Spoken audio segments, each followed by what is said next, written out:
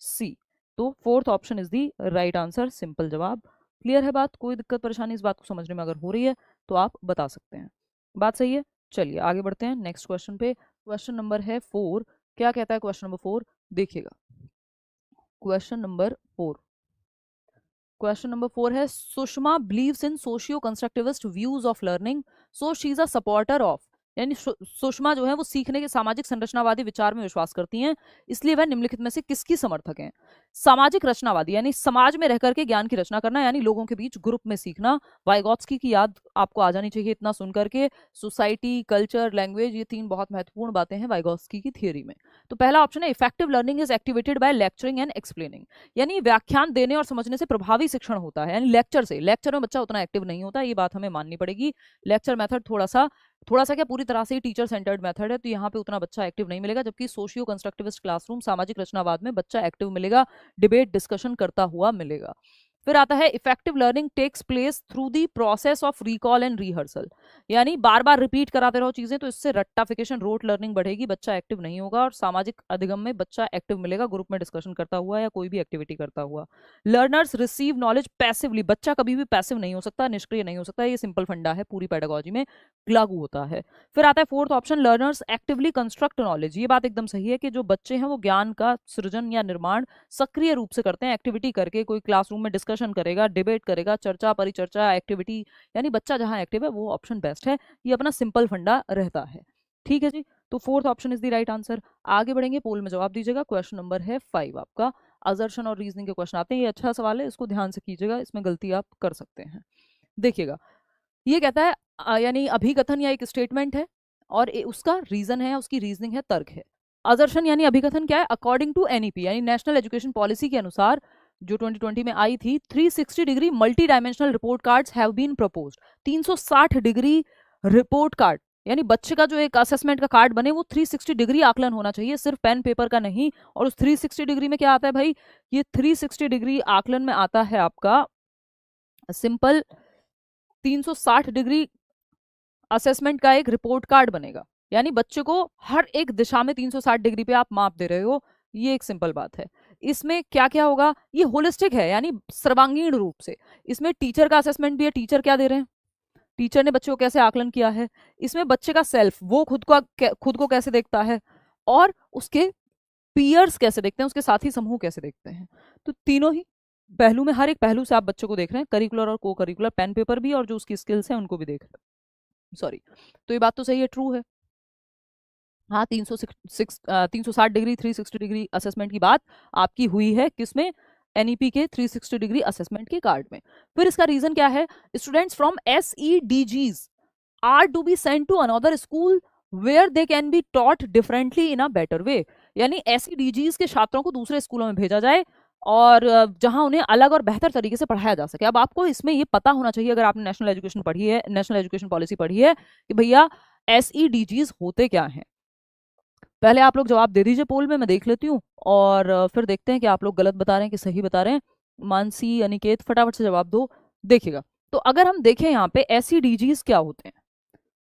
देखो, एक तो किसी भी ग्रुप को आपको अलग से नहीं भेजना, इंक्लूसिव एजुकेशन की बात करनी है।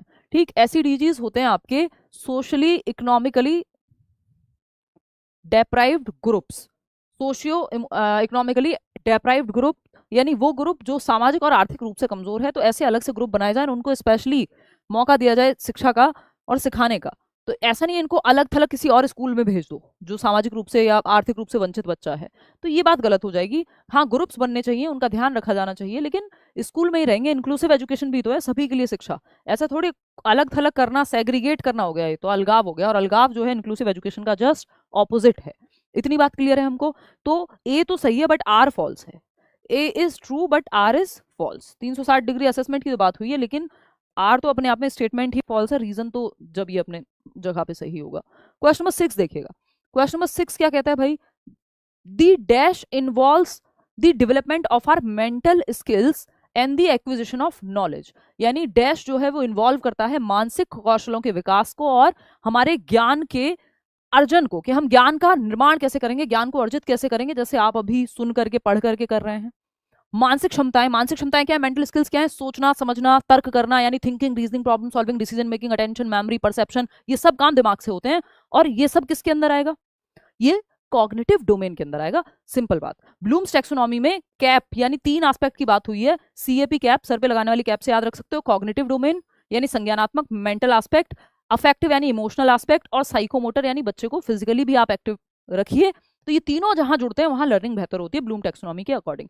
इस कॉग्निटिव डोमेन में मेंटल स्किल्स आती हैं, लेकिन यहाँ पे जब साफ साफ कॉग्निटिव डोमेन दिया हुआ है तो हम ब्लूम्स टैक्सोनॉमी पे क्यों जाएं, है ना। जब हमसे डायरेक्ट एग्जैक्ट पूछा क्या पर्टिकुलरली, तो हमसे पूछा है कि दिमाग के कौशल, जो भी काम दिमाग से हो रहे हैं, सोचना समझना तर्क करना और ज्ञान को अर्जित करना, ये सारी प्रोसेस संज्ञानात्मक पक्ष से जुड़ी हुई है, यानी आपके दिमाग के पक्ष से जुड़ी हुई है। मानसिक पक्ष भी कह सकते हो, जिसपे थियरी पियाजे ने, वाइगोस्की ने, इन सब ने दी हुई है ना, जिसमें आपका दिमाग का यूज है। तो इस कॉग्निटिव डेवलपमेंट कह लो, इसको मेंटल डेवलपमेंट कह लो, इंटेलेक्चुअल डेवलपमेंट कह लो, ठीक है, बात सही है। और स्कूल में हम काफी जोर इस पे देते हैं, बट हमें बाकी पहलुओं पे भी देना है कि बच्चे के इमोशंस, उसके फिजिकल एक्टिविटी भी इन्वॉल्व हो।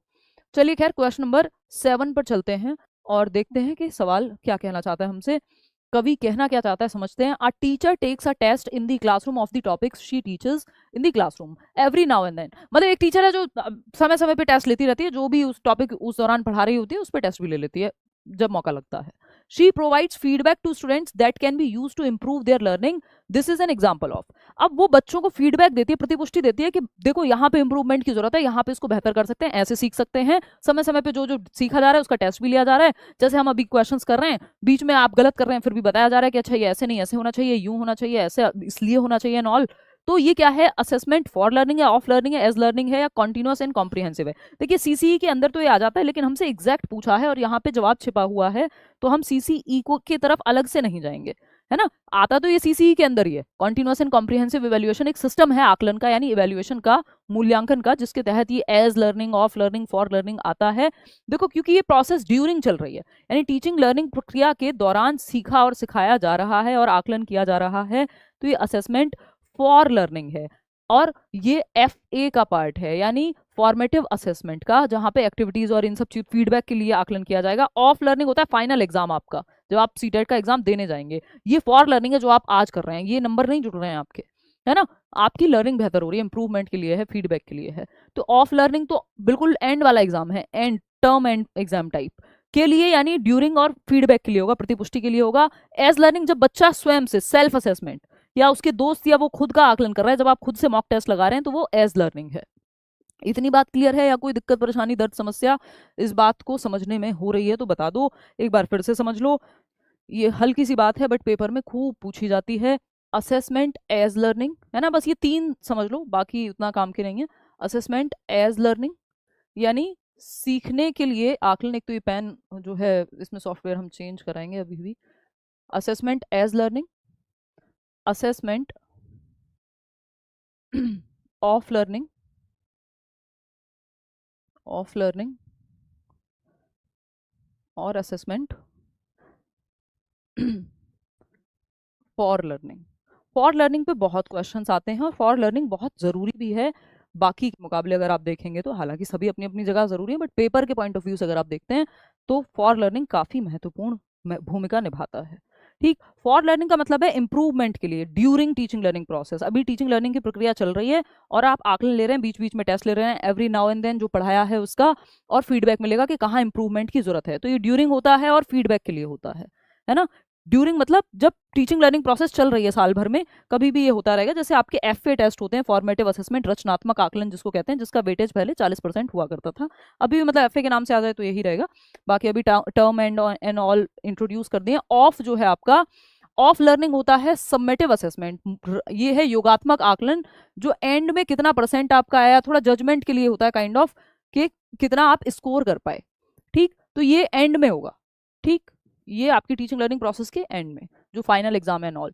एज लर्निंग है सेल्फ असेसमेंट, बच्चा खुद का आकलन कर रहा है या उसके दोस्त उसका आकलन कर रहे हैं कि भाई तू मेरे को कितना नंबर देगा, ये मैंने लिख के देखा है, या खुद से आप मॉक टेस्ट लगा रहे हैं। इतनी बात क्लियर है तो बताइए, नहीं है तो भी आप बता सकते हैं। ठीक, चलिए फिर। और ये आते किसके अंदर है, तो ये सारा जो सिस्टम है ये CCE के अंदर आता है, कॉन्टिन्यूअस एंड कॉम्प्रिहेंसिव इवैल्यूएशन के अंदर, जो एक सिस्टम है CBSE ने लागू किया था 2010 के आसपास, if I am not wrong. तो चलिए खैर आगे बढ़े नेक्स्ट क्वेश्चन पे। नेक्स्ट क्वेश्चन क्या कहता है भाई, क्वेश्चन नंबर 8 कहता है, देखिएगा और जवाब दीजिएगा पहले फटाफट से। क्वेश्चन नंबर 8 जी, औरंगाबाद में कहाँ से, हाँ बातें कर लो अनिकेत, है ना, ये छूट जाएंगी, पेपर तो होता रहेगा, साल में 2 बार होता है, बहुत साल है हमारे पास, हैं ऐसी बातें सोच रहे हो।